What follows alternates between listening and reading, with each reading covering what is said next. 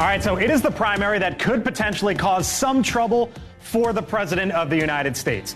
Polls close in 2 hours' time in the state of Michigan, where Democrats, by the thousands, are expected to vote uncommitted. Many Arab Americans protesting the commander-in-chief's position on the Israel-Hamas war. It is also the first time in 2024 where votes will be cast in one of the crucial swing states that could determine in November who wins the White House. So, where was the president Monday night in the lead up to today's vote? Hey, Mr. President.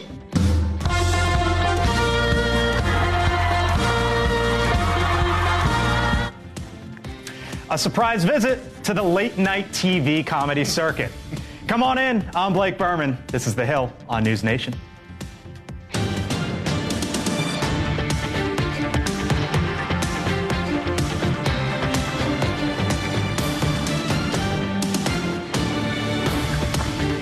All right, here we go. Hanging out with us today, Scott Bolden, NewsNation political contributor and former D.C. Democratic Party chairman. Roma Daravi is a former Trump White House Deputy Director of Strategic Communications.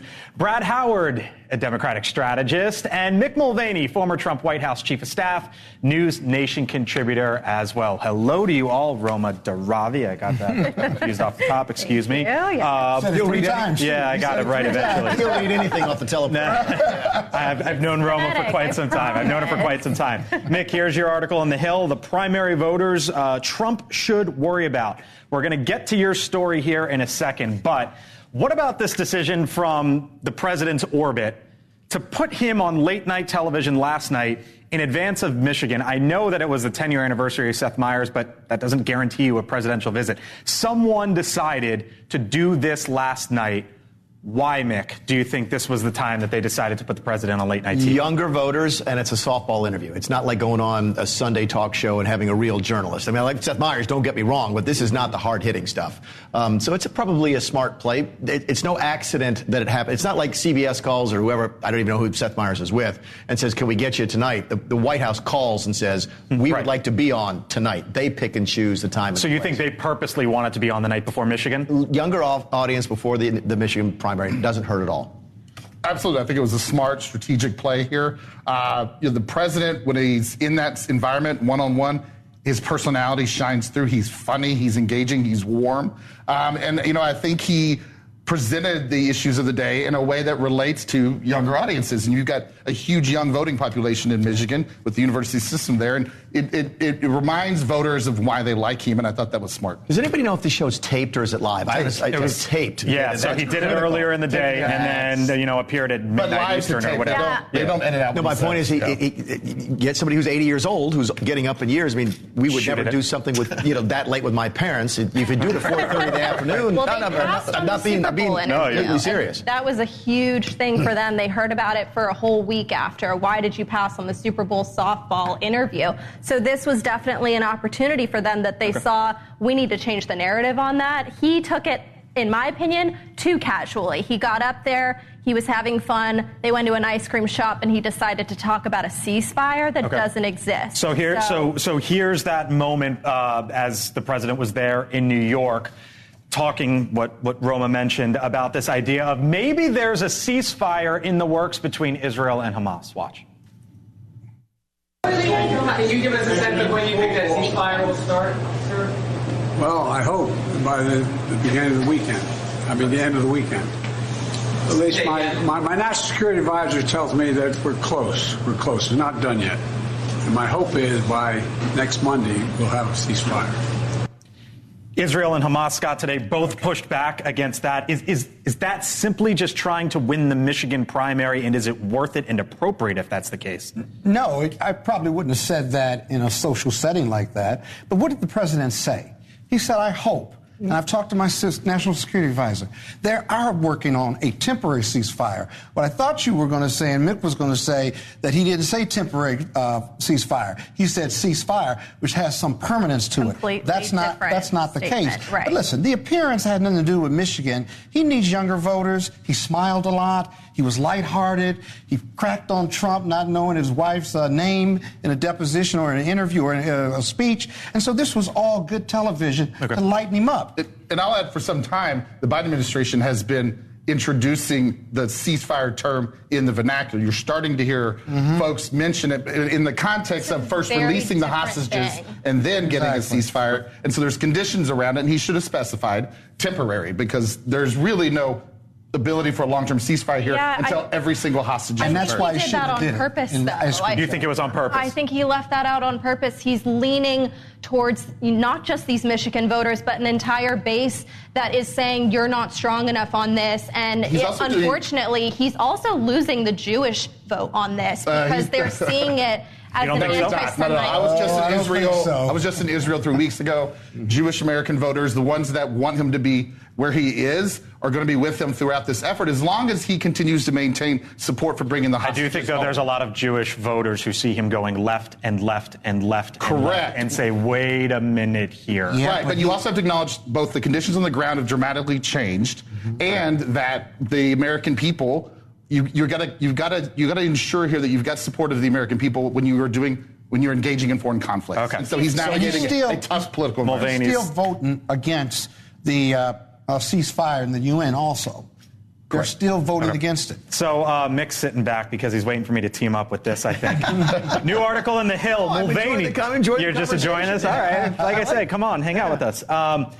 The primary voters Trump should be worried about. Show the full screen, because this is essentially what Mick was talking about. State of South Carolina, his home state. What happened there over the weekend? We know with Trump and Haley, it was basically 60-40, except it wasn't, because Ron DeSantis picked up about 3,000 votes. Vivek Ramaswamy and Chris Christie each, give or take, about 700. Ryan Binkley, 500, and David Stuckenberg, 360, Mick. And so I saw this data over the weekend, right after the primary, and I asked myself, who would vote for Ryan Binkley? I don't even know who that is, and I'm in South Carolina. And it occurred to me that this was an important sort of grouping. And what it might be is folks who, they're really hardcore Republicans. They felt it was their civic duty to come out and vote, but they could not vote for Trump. They could not vote for Haley. I'm worried, as a Republican, that those folks are not coming back. That if Trump is the nominee, these folks are not going to vote for him. And it's only 1%. In South Carolina doesn't mean a difference. You see similar numbers like that in Michigan, Arizona, North Carolina. Then it becomes a problem. I think the Haley voters come back. The Haley voters who are Republicans. There's some Haley voters who are independents and Democrats, because a lot of these are open primaries. The Republican Haley voters like Trump policies. They're coming back. But if you voted for Ryan Binkley, I think your days of being in the Republican Party are over. I'm not sure how many times, Roma, you pushed back against Mulvaney in the White House, but you're going to push back against on him now, or no? I think he has a point for sure. When it comes to specific states, swing states, if you're looking at Nikki and Trump is up in every single swing state. And, that's not going to change. I'm not worried about that. I'm worried about the general. The general election, I just read a poll today that was the exact same way. It's only a few points, 3, 4, maybe 5, 6 points max in each swing state. But Trump is beating Biden right now. And so I think that's why you're seeing the White House make a lot of moves that they wouldn't normally do in a time that's still very far out from the election, because they realize people are paying attention right now. I think Trump is leading right now. I think the election Trump would win if the election were. I'm not arguing that. What I'm saying is I worry in such close races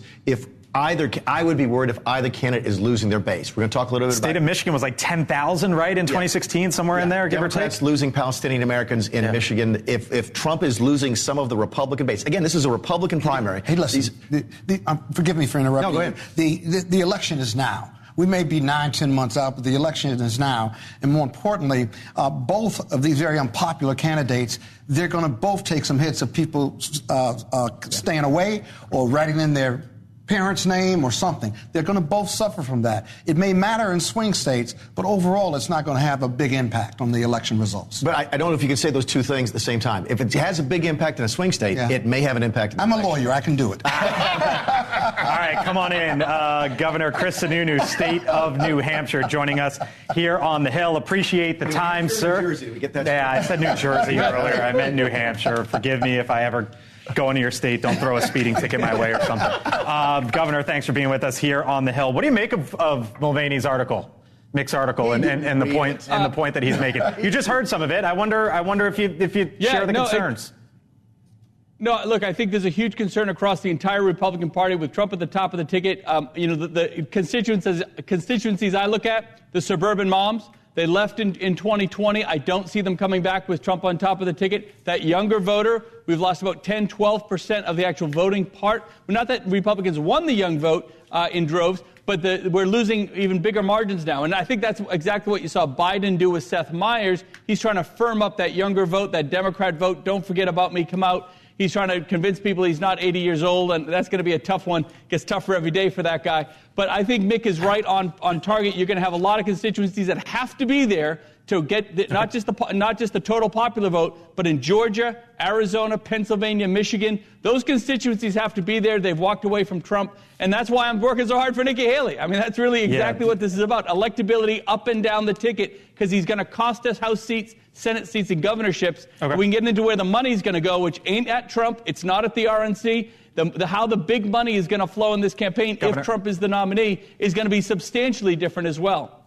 You are a sitting governor, obviously. I just heard you mention suburban moms, the youth vote as well. Let's talk about some other issues, immigration and the economy, because, Governor, for the first time now, immigration has overtaken the economy as the number one issue across this country. If you basically, we see the numbers on your screen, economy, inflation, kind of the same thing at 23%, immigration at 28%. You know the saying, Governor, it's the economy, stupid. That's what races come down to. But do you think it might be different this time, immigration and potentially with it crime? Yeah, and you don't have to say it's immigration stupid, because everybody knows it but Joe Biden, and apparently he's finally waking up, but you've hit it right on the head. This is the issue. When I was at the White House this past week, the number one issue for Republicans and Democrat governors, we're all with them, and talking to Secretary Mayorkas and the president directly, immigration, immigration, immigration. So they've put forth these policies very early on. It's been an epic disaster. Politically, they don't know how to get out of it because they've made campaign promises. They're putting that ahead of the interest of the United States in securing the border. What about sending National Guard troops to the border? You've done it. You asked for $850,000 from state funds to go to Texas. You've been criticized for that. Why are you doing it?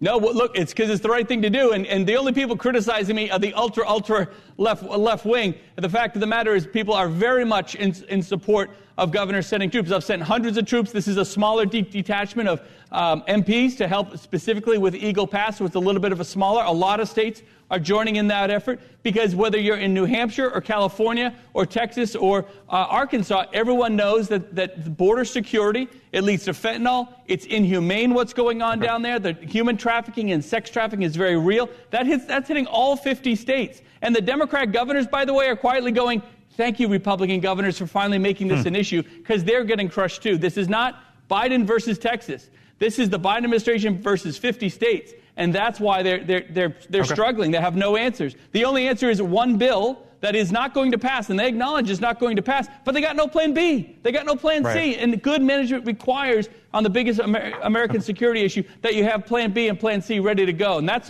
the only reason right now why Trump, it looks like he could beat Biden in November. Okay, we'll leave it there. Governor Chris Sununu, State of New Hampshire. Thank you, sir. Hope you come on back. You bet. Yep. All right. Coming up still here on the Hill. Could the district attorney that is overseeing Donald Trump's case in Georgia actually be kicked off the case? What exactly happened inside that courtroom today? Jesse Weber joins us on the other side of the break. Plus, what do you think it's like to be in the Oval Office for a meeting like that? Mick has been in a few. Hot Mic with Mick later in the show on what he's hearing. And did you see this? Monica Lewinsky stepping back into the spotlight. What she is saying and why she's saying it. That's when The Hill on NewsNation returns.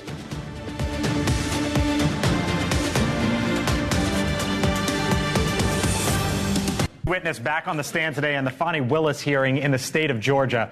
The outcome will determine whether the Fulton County, Georgia District Attorney is allowed to remain part of former President Donald Trump's election interference case in Georgia.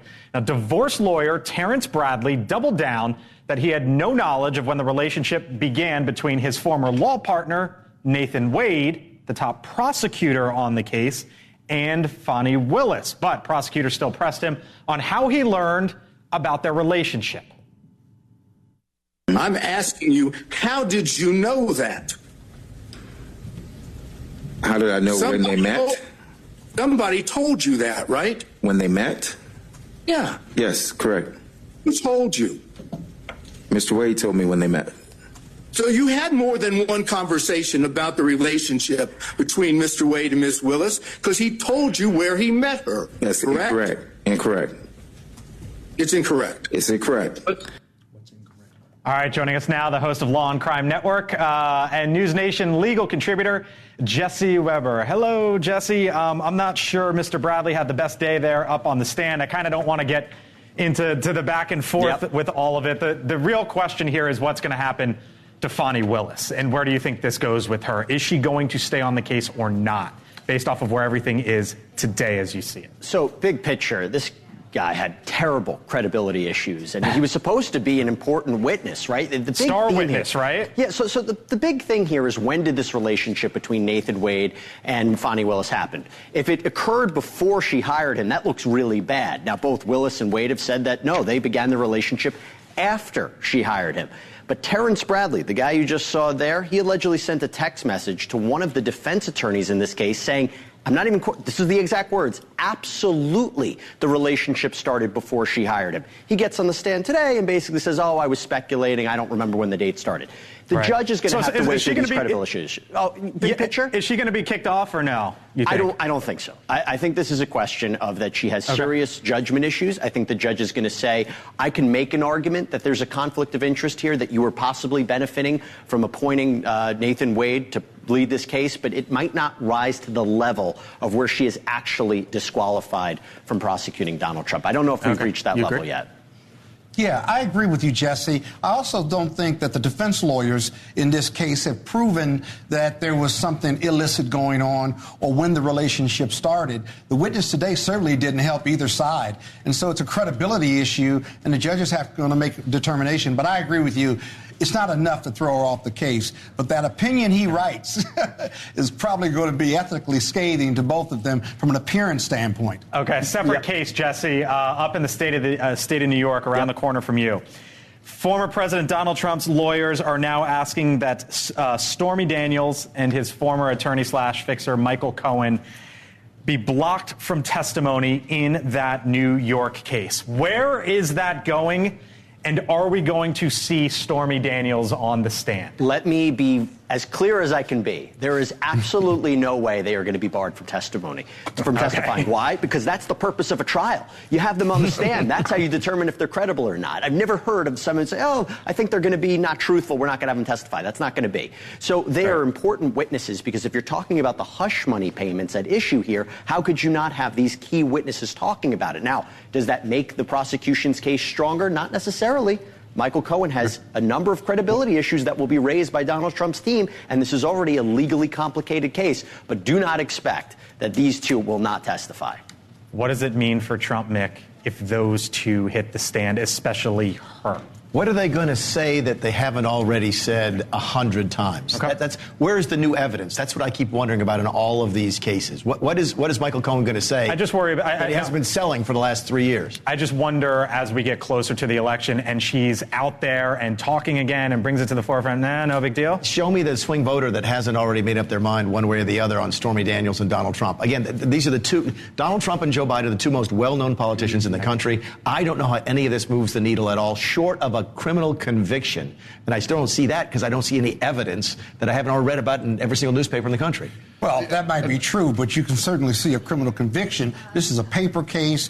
There are 30-plus counts of fraud under New York business law, and the fraud is easy to prove. It's a paper case. And by the way, whether he gets convicted or not, the Republicans are going to stick with Donald Trump. For sake of discussion, I'll agree with that. It's a paper case. I get that. Then why even trot out Michael Cohen? Well, because Michael Cohen did the transaction, and while he's a convicted perjurer, if you will, what you look for in this trial is whether there's corroboration and what documents this district attorney has to corroborate his testimony. That's what you look for in the trial. And let me just say one thing real quick. Not all the jurors are going to be like Mick, right? They're not going to know about the intricacies of this case. They might have heard something, but they might not know it as well as Mick does. All right, Jesse Weber, NewsNation legal contributor. See you soon. Thanks again, Jesse. Thank you. All right, I just got out of jury duty. You just got out of jury duty? Yeah. Cheers. Good for you. All right. And I'm not having you back under any circumstances. I'm sorry. Go ahead. Don't worry about it. Monica Lewinsky. Have you seen this? Let me show you what she's up to. She's the latest face of the sustainable brand Reformation, the campaign that they've put together. It's in collaboration with the nonprofit voting organization Vote.org. They're trying to bring awareness to voter registration and participation. They're here to remind you that you've, quote, got the power. Monica Lewinsky out in this campaign. What do you make of it, Roma? Well, it's Reformation. I have Reformation. to say What did I say? that. You said Reformation. Sorry, Reformation. Love their stuff. I'm not surprised to see her doing this. You know, it's 2024, so every D-list celebrity is getting involved in politics these days. But as Mick said, is it really going to move the needle? No, probably not. Good for her, though, right? I disagree. I think this is a noble attempt. Lewinsky had the world crash upon her as a very young woman. Yeah, and she has navigated it in a way that I think inspires a lot of women. She's 50 now, right? She got involved in cyberbullying a couple of years ago. It was amazing. And she has a history of trying to engage politically and advance issues. And she's had a strong issue in fashion. Are you going to take issue with this? So just to be clear, this is not the Protestant Reformation, right? This is but let me add that I think there's a lot of people of my generation, the millennial generation, who know the name well, who know what it is, and I think she's, at the same time continuing to strengthen her brand. I think people are listening to what she's up to. Yeah, and she looks good. I was going to end this by saying good on her, Monica Lewinsky. Don't knock the hustle. Doing this. No, I'm not. Just interesting seeing her come back to the forefront again. All right, still much more ahead here on the Hill. Inflation remains one of the key issues coming up in the election. Did you hear about this, though? Did the CEO of Kellogg's perhaps take it a touch too far? Why he is not apologizing for saying what and when you could eat. And by the way, the U.S. Army is cutting back on troops. Why they're doing it. And think about this for a second. If the Army can cut, shouldn't Washington be able to do the same? Stay with us. You're watching The Hill here on NewsNation.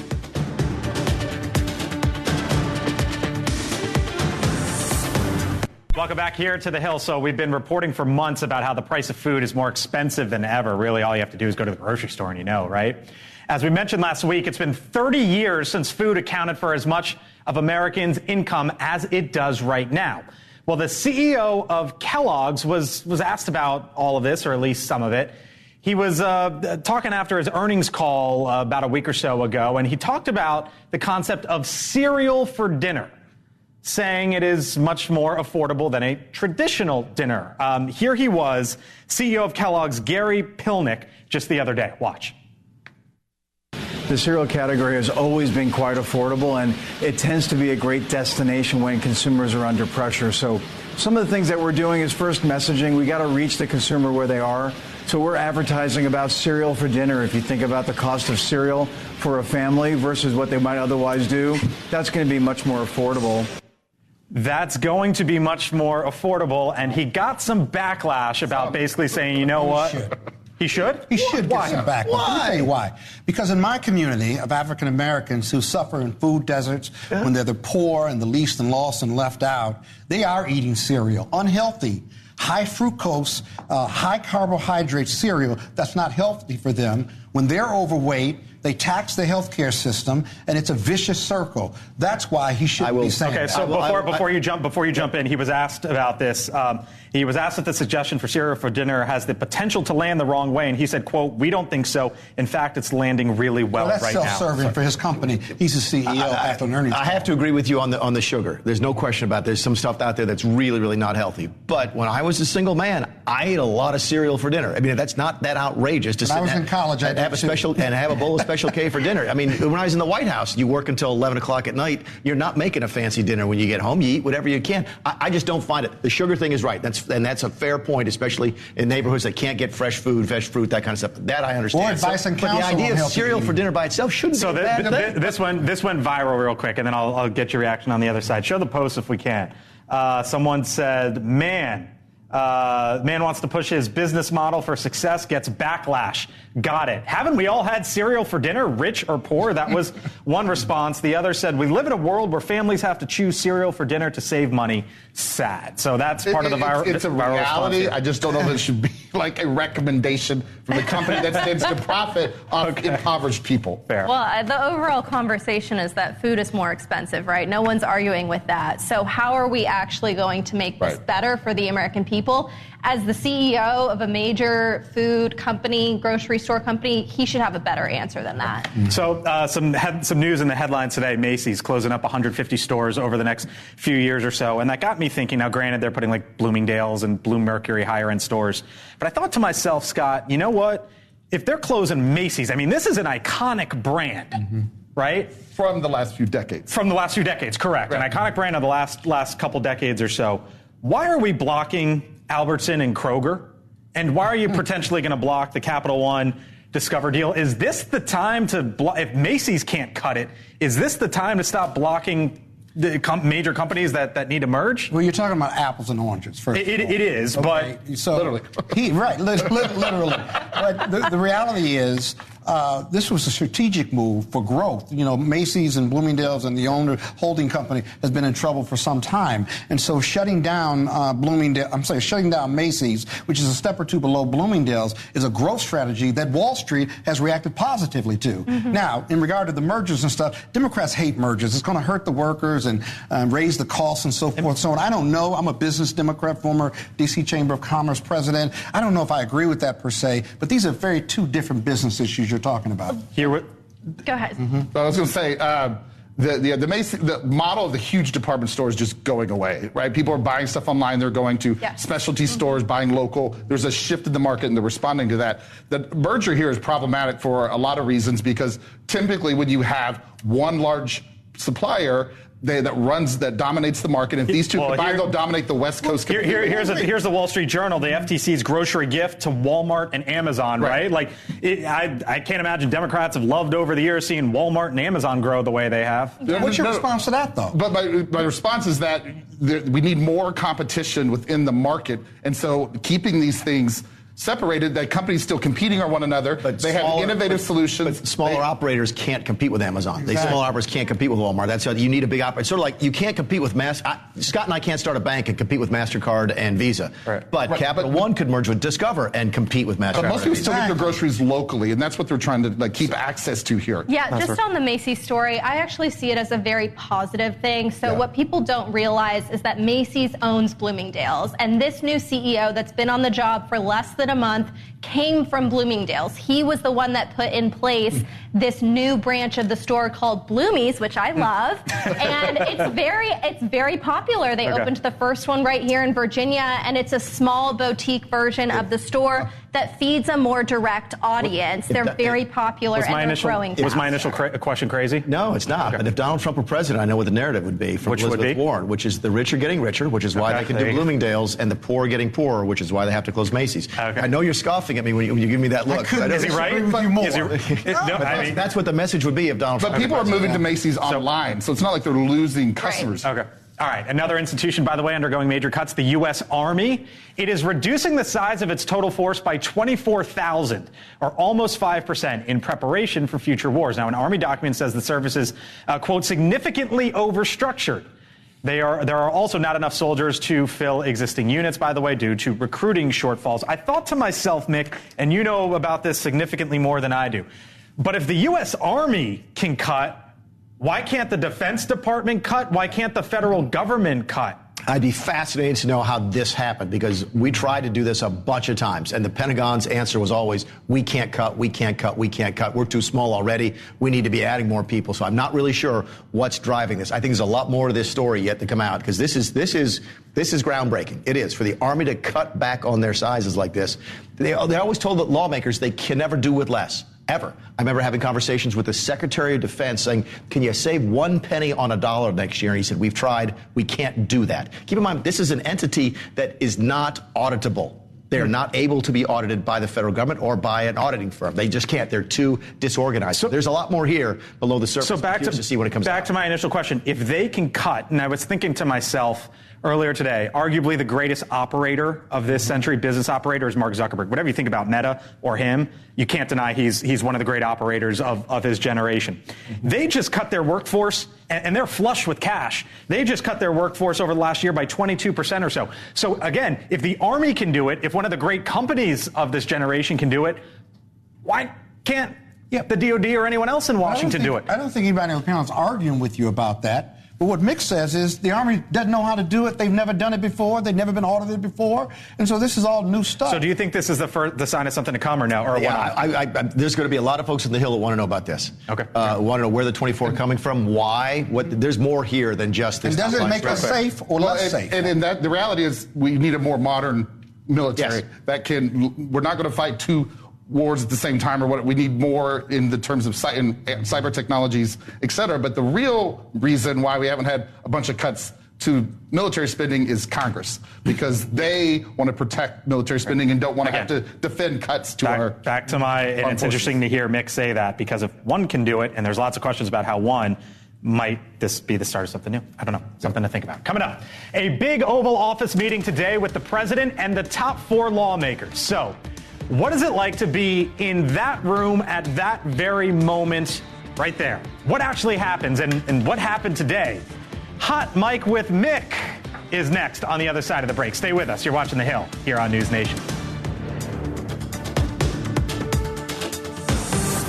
Potential upcoming partial government shutdown, along with what to do with aid for Israel, Ukraine, Taiwan, and border security as well. Look at that image right there on your screen. The big 4, the president and the vice president. When you look at that image around the table, we go, Scott, what do you see? I talked to Mick about this earlier. Each one of them has something in their pocket, a deal, a fact, a law, something to solve this that they want out of this meeting. And I don't know what's in their pocket, but everyone has something in their pocket that they want to get out of this meeting. What do you see, Roma? I just wholeheartedly wish that we saw this more often. I think that the country needs it. We need transparency with our leaders, and we certainly need to see more meetings like this where people are coming together. What do you see? I would use air quotes around meeting, because I'm not sure that they actually discuss anything. But I will say the only person in that room who is presenting ideas that can't pass is the Speaker of the House. Everyone else is presenting bipartisan ideas that can get the job done, defend our allies and interests abroad. What do you see, Mick? Can you bring the picture up? Someone got my attention. Have they reinstituted social distancing in the White House? I was waiting for someone to say that. I'm being completely serious. No. I was waiting for someone to say that because they're at the complete opposite end. That's not normal. I didn't think so either. I was waiting for someone to say that. Maybe they don't like each other. I'm not trying to make it. You're talking about the 2 on the couches, the president and the vice president next to each other. Why is Hakeem sitting that far away from Chuck? I don't know. Ordinarily, when we do these meetings, everybody's sitting down at the end like you would in an ordinary meeting. That is very strange to me. Maybe there's a concern if they're close or they're cuddling. Go to the substance of it. You know when you walk into these meetings if you're going to get a deal most of the time, and you know what the rhetoric is. The question is, was it a conversation about doing a deal, or was everybody posturing? And you'll know the answer to that question very quickly. Hold that thought. Time now for Hot Mic with Mick, where Mulvaney gives us a peek behind the scenes. Tells us what he's hearing. All right, take it from there. That meeting, did you hear anything out of it? What would you make of it? There was probably more posturing than deal making, what it comes down to. And you saw some of the takeaway quotes that people gave to the media when they left. Schumer walks out talking about Ukraine funding. Mike Johnson comes out talking about the border. If they're talking past each other, there's probably not going to be a deal. I remember talking to Donald Trump a couple times in the Oval Office, and he's like, "Are we going to get a deal?" I'm like, "Yeah." And he's like, "Why?" Because we're just talking about money. He's like, "The deal's not about money." So, no, Mr. President, when you're going to buy a piece of property and you're offering $100 and they want $200, you're going to get a deal because you're talking about the same thing. Right. If you want to buy a piece of property and they're talking about something entirely different, it's going to be hard to get a deal. This is going to be hard to get a deal. But they're not talking past each other on government funding. It's more about the Ukraine-Taiwan border, Israel. No, if Schumer's coming in and said, we had a good discussion about Ukraine, and Mike walks out and says, we need to be talking about the southern border, they are not close to a deal. Okay, all right. New subpoena issued today to the Attorney General Merrick Garland by the House Oversight and Judiciary Committee Chairman James Comer, Jim Jordan as well. They are asking for the full transcript of President Biden's interview with the special counsel Robert Hur, in part The head of the Oversight Committee says, quote, "We owe it to the American people to provide transparency and accountability about the extent of Joe Biden retaining sensitive materials and the concerns raised about the current mental state and fitness to be president of the United States." All right, Mick, he says that this is owed to the American people. Is it? And then I would ask you, too, what does Donald Trump owe to the American people then in the name of transparency? Yeah, I'm not sure they're going to get this stuff. I'll leave it to Scott on what the legalities are around this type of testimony and so forth. I can't imagine they would be getting this. They might get it after the next election. And I'm dead serious about that. But they're not going to get this stuff now. They're going to Hope springs eternal. They're not going to get it. If they do, it's heavily redacted. There's no obligation. This is an internal investigation, one that includes national security pieces, and I just don't see they're going to get it. I don't know if they're going to impeach anybody for not turning it over, but you just don't get this stuff. You Should don't they want turn it in it the over? public market. Look, I'm an Article I supremacist, and I think Congress should get the documents it's demanding. I'm kind of concerned about their motives here, which I think are political and just designed to try to humiliate the president. In this town? Really? So, but typically I side err the side of Congress getting the documents it's wanted. All right, finally, want to get mixed thoughts on this story. Hunter Biden sees his sobriety as key to keeping Trump from winning. Exclusive interview in Axios, Hunter Biden and Axios. Now, Mick, Hunter Biden says a lot in there, basically that, in part, and I'm paraphrasing, that he wants to keep sober, and as his dad is running for president, the consequences that might be, downstream from that. But and this is the question that we posed to with President Biden at the top, right? Like, you go through the process of when do we want to do something like this and why do we want to do it? Why do you think Hunter Biden and those in the Biden orbit said, you know what, it's time for Hunter to talk now and to talk in this form? Ordinarily, you're right. And in a properly functioning administration, that's exactly what would happen. I think there's a chance here that Hunter Biden is still a free agent and is not clearing things to the White House. What's my basis for saying that? I have an example of that.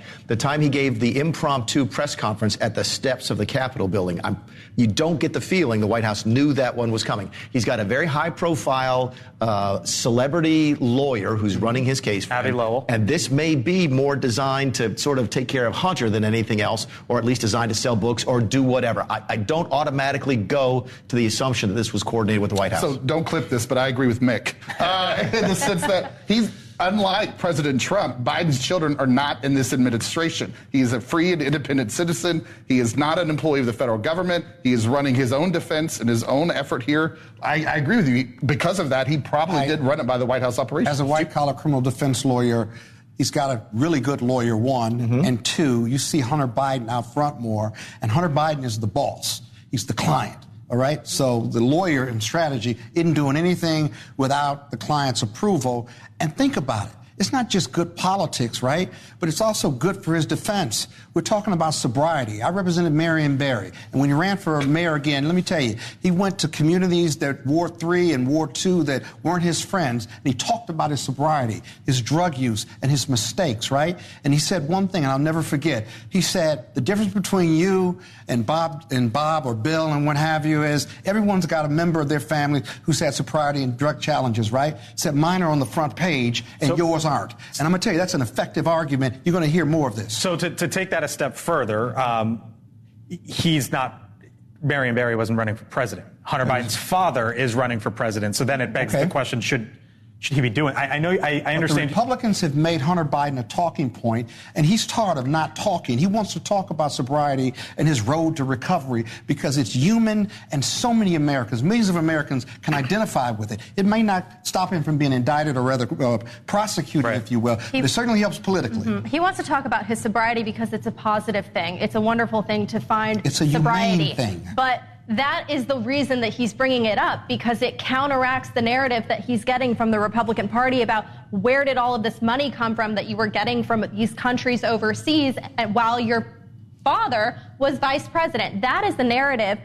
You can't just say, I'm sober now, so what I did back then doesn't count. It's the same thing to tie into the story that we just talked about, Joe Biden and the transcript that Jim Jordan is demanding. They want to know where was your mindset when you took these documents? That is the real question that you're getting from Republicans. Pure conjecture. Pure conjecture. I'm just back. Hunter Biden is not the president, and he shouldn't be prosecuted. If your name was on the indictment or my name was on the allegation, we would never be prosecuted by DOJ. All right, we'll leave it there. Meantime, on this day in which Michigan has its primary, an hour and 8 minutes until the polls close, we're looking from our hill to yours, and tonight we're spotlighting Farmington Hills, Michigan. Town of about 84,000, 20 miles from downtown Detroit, not far away from Ann Arbor, Michigan as well, home of the national champion Michigan Wolverines. Farmington Hills is in Oakland County, and in 2022, Governor Gretchen Whitmer got 61% of the vote in Oakland County. President Biden got 56% of the vote there in 2020. Donald Trump, 42%. And in 2016, that county was separated, Trump and Clinton, by just 0.2%. Hello to those of you watching in Farmington Hills and listening to us on Sirius XM from there. Coming up still from the Hill, Apple is scrapping plans to build an electric car, and it's not the only company that is reversing course on EV. So is there a warning sign here? Leland Vitter joins us on the other side of the break. Stay with us. Tonight on NewsNation, the Drew Peterson exclusive continues. What life looks like behind bars in a maximum security prison. NewsNation's Ashley Banfield, face to face with the killer. Tonight, 10/9 Central, only on NewsNation. All right, welcome back here to the Hill on NewsNation. So it looks like there will not be an Apple electric vehicle after all. According to reports from Bloomberg, the tech company is scrapping plans to build an electric car, a project that had been in the works really for years. And it's not, by the way, just Apple that is facing setbacks. For example, Rivian, when it reported just last week or so, announced that it was laying off 10% of its staff. This is the Biden administration aims to potentially slow down the country's shift to electric vehicles, pushing out, Leland, the EV mandate potentially all the way to 2032. Leland Vitter, host of On Balance, it's fair to say that this has not gone the way that the administration has hoped. No, because consumers actually spoke, and they figured out that EVs aren't ready for prime time. And even with massive subsidies, consumers didn't buy them. They don't work when it's really hot in hurricanes because they flood. They don't work in really cold. There's all these issues.